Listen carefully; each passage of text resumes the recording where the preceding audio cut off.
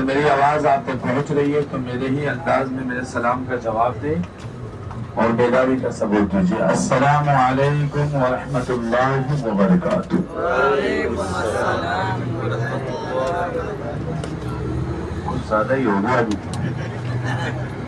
چلیے آئیے میرے ساتھ میں سب مل کے دعا پڑھیں گے. بسم اللہ الرحمن الرحیم. بسم اللہ الرحمن الرحیم.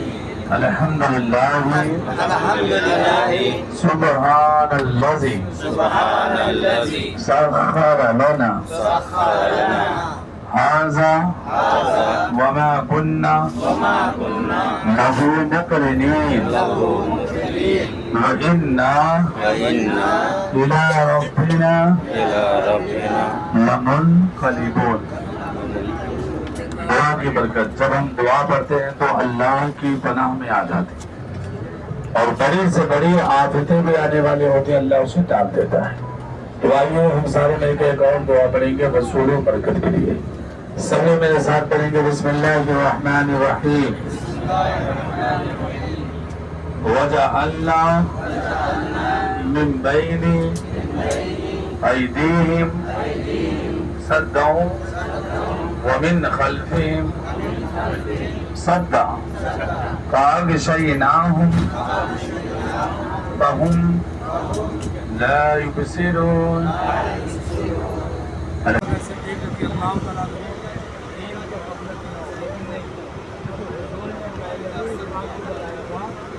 ایک رات ایسی آئے کہ جس رات میں ہم مکہ مکرمہ سے مدینے کے لیے ہجرت کریں گے، لیکن حضور نے یہ ڈیٹ اور تاریخ نہیں بتائی تھی. اور اس دن سے لے کے ہجرت والی رات تک حضرت ابو بکر صدیق رضی اللہ تعالیٰ عنہ راتوں میں سونا ہی چھوڑ دیا. لیکن ہمیں خیال تھا کہ ایسا نہ ہو کہ حضور آئے میں سوتا رہ جاؤں. اور نبی سے اتنی محبت کرتے تھے کہ آپ میرا دن سے لے کر ہجرت والی رات میں سوئے پوری رات اللہ کی عبادت میں لگے رہتے تھے. نمازیں نفل ادا کرتے تھے، اللہ کا ذکر کیا کرتے تھے. لیکن جب رات آئی تو 27ویں رات تھی. دروازہ آپ نے کھولا اور ہمارے نبی کریم صلی اللہ علیہ وسلم سے ملاقات ہوئی اور انہوں نے پوچھا کہ کیا باتیں کی دنیا کا پہلا قتل یعنی کہ حابل اور قابل کا واقعہ آپ لوگوں نے جو سنا ہوگا وہ واقعہ بھی اسی پہاڑ کے دامن میں ہوا ہے. یہ پورا واقعہ پورا ڈیٹیل میں انشاءاللہ میں بس میں سناؤں گا. چلے گا نا؟ اس کے زیادہ وقت نہ لے کے کیونکہ ہمیں کافی جگہ چلنا ہے. تو آئیے مختصر انداز میں ہم لوگ دعا کریں گے. کہتے ہیں کہ جہاں پہ حضور کی قدم لگ جائے وہاں پہ دعائے قبولیت کا مقام ہے. اوپر جانا چاہیں تو جا سکتے ہیں. اتنا بھی اوپر جانے کے لیے تقریباً 2.5 گھنٹے کا سفر ہوگا اور آنے جانے کے لیے 6 گھنٹہ لگ جائے گا. جن حضرات کو اگر جانے کی خواہش نہیں ہوگی تو انشاءاللہ بعد میں ہم لوگ ایک ترتیب بنائیں گے. نوجوان جانا چاہیں تو جا سکتے ہیں. میرے مالک و مولا یہ وہ پہاڑ ہے جس پہاڑ کے غار کے اندر ہمارے نبی کریم صلی اللہ علیہ وسلم نے 3 دن اور 3 راتیں آپ نے قیام کیا. میرے مالک و مولا ان راتوں کے صدقے ہماری اس حاضری کو اپنے بارگاہ میں قبول کرنا. اے میرے مالک و مولا یہ حاجی اپنا سب کچھ چھوڑ کر حاضر ہے. میرے مالک و مولا اپنے گھر بار کو چھوڑ کر حاضر ہے. میرے مالک و مولا اپنے بچوں کو چھوڑ کر حاضر ہے. اے میرے مالک و مولا ہم سب کی حاضری کو قبول فرما دے. اے میرے مالک و مولا جو بیمار ہیں انہیں شفا عطا فرما دے. جو پریشان حال ہے ان کے پریشانیوں کو دور عطا فرما دے. جو بے روزگار ہے ان کو رزق حلال عطا فرما دے. جو بے اولاد ہے انہیں نیک اولاد عطا فرما دے. جن کے اولاد ہیں انہیں نیک بننے کی توفیق عطا فرما دے. ہم سب کو سچا پکا نمازی بنا دے. وقت کا قاضی بنا دے. دین کا رہبر بنا دے. مالک و مولا شیطانوں کے سر سے حفاظت فرما. میرے مالک و مولا ہمارے ماں بہنوں کی عزت آبرو کی حفاظت فرما. ہمارے مال و جان کی حفاظت فرما. ہمارے ایمان کی حفاظت فرما. ہمارے علماء کرام کی حفاظت فرما. ہمارے مدرسوں کی حفاظت فرما. ہمارے مساجد کی حفاظت فرما. اے میرے مالک و مولا خاص کر کے ہمارے ہند کے مسلمانوں کی حفاظت فرما. اے میرے مالک و مولا بڑا ظلم کیا جا رہا ہے.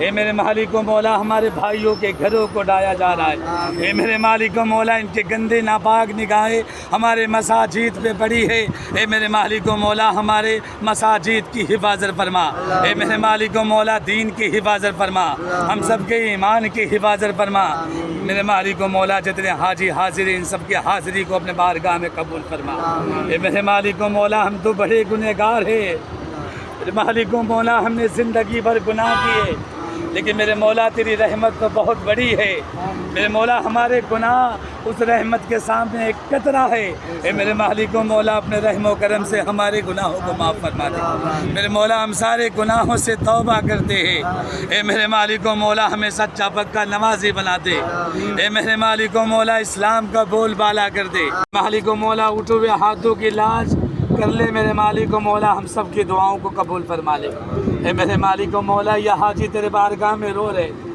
میرے مالک و مولا گڑ گڑا رہے، اے میرے مالک و مولا ہمارے گناہوں کو معاف فرما دے، اے میرے مالک و مولا جانے انجانے میں ہم نے بڑے گناہ کیے، میرے مالک و مولا چار دیواریوں میں چھپ چھپ کے گناہ کیے، اے میرے مالک و مولا وہ گناہ تجھ سے نہیں چھپائے، اے میرے مالک و مولا ان گناہوں کو معاف فرما دے، میرے مولا ان خطاؤں کو معاف فرما دے، اے میرے مالک و مولا یہ حاجی میرے مولا رو رہے، میرے مولا اے میرے مالک و مولا ان حاجیوں سے نہ جانے کتنے لوگ چلتے وقت دعاؤں کے لیے کہا تھا، اے میرے مالک و مولا کچھ تو رو رو کے کہہ رہے تھے کہ رب کے بارگاہ میں فریاد کر دینا ہمارے لیے، اے میرے مالک و مولا ان کے حق میں جو بہتر دعا ہے ان دعاؤں کو اپنے بارگاہ میں قبول فرما لے، اے میرے مالک و مولا تو تو رؤوف الرحیم ہے، میرے مالک و مولا رحم فرما دے، میرے مالک و مولا کرم فرما دے، اے میرے مالک و مولا ہم سب کے زندگی میں ایک مرتبہ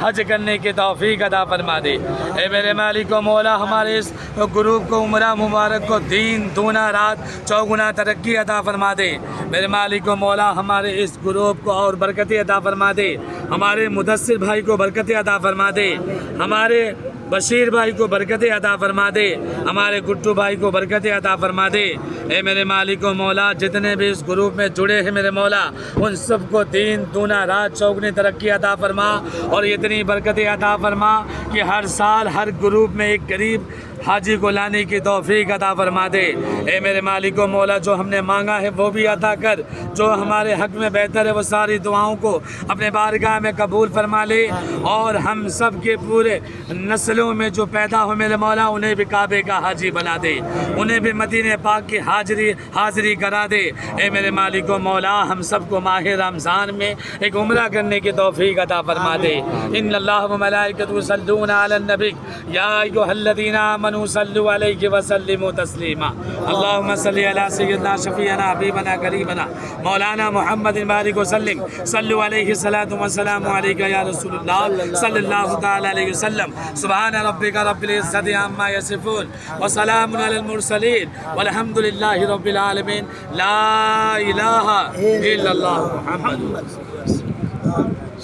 1,24,000 صحابہ اکرام بھی حاضر تھے، اور یہیں پہ قرآن جو مکمل ہوا نا، یہیں پہ قرآن مکمل ہوا، دین جو مکمل ہوا اسی پہاڑ کے دامن میں دین بھی مکمل ہوا، اور بابا آدم علیہ السلام جو 300 سالوں تک دعائیں کر رہے تھے لیکن ان کی دعائیں جو ہے نا قبول نہیں ہو رہی تھی، لیکن جب آپ یہاں پہنچے اور حضور کے وسیلے سے جب دعا کی تو دعا بھی قبول ہو گئی، توبہ بھی قبول ہو گئی، اور اماں ہوا اور بابا آدم علیہ السلام کی ملاقات، یعنی کہ بابا آدم علیہ السلام کو سری لنکا میں اتارا گیا تھا اور اماں ہوا کو اتارا گیا تھا جدہ میں، لیکن ملاقات کہاں پہ ہوئی تھی؟ اس پہاڑ کے نیچے والے حصے میں، اور یہیں پہ جو ہے نا جب یہ دنیا مطلب فنا ہو جائے گی، قیامت جب برپا ہوگا، یعنی کہ یہ جو زمین ہے نا یہ زمین وسیع ہو جائے گی، وسیع کے معنی لمبا چوڑا ہو جائے گا، اور یہ زمین جا کے ملک شام میں ملے گا، اور ملک شام اور ملک یمن یعنی کہ تینوں زمین جب ملیں گے تو محشر کا میدان برپا ہو جائے گا، ساری دنیا جو ہے نا اس میدان کے اندر اٹھائی جائے گی، ہم ہوں گے، آپ ہوں گے، سب کے جو ہے نا حساب و کتاب اسی میدان کے اندر ہوگا، اور آج ہمیں جو ہے نا یہ پہاڑ کو، ان وادیوں کو، ان شجر کو، سب کو اپنے ایمان پہ گواہ بنا لینا ہے، کلمہ شہادت پڑھ کے ان وادیوں